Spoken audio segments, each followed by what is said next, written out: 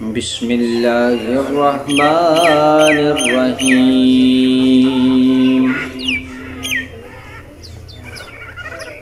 سبح اسم ربك الأعلى الذي خلق فسوى والذي قدر فهدى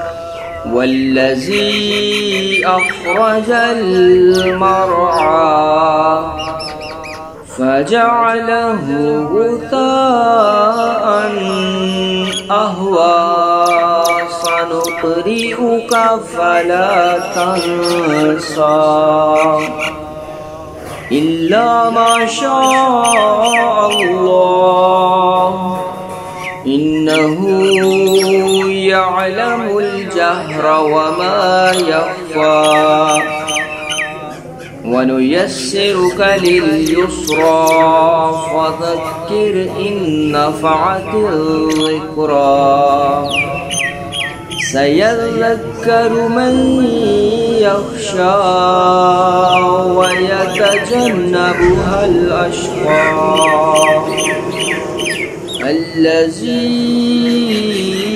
يصلى النار الكبرى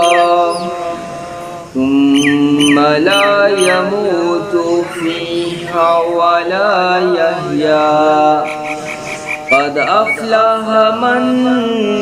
تزكى وذكر اسم ربه فصلى بل تؤثرون الحياة الدنيا والآخرة خير وأبقى إن هذا لفي الصحف الأولى صحف إبراهيم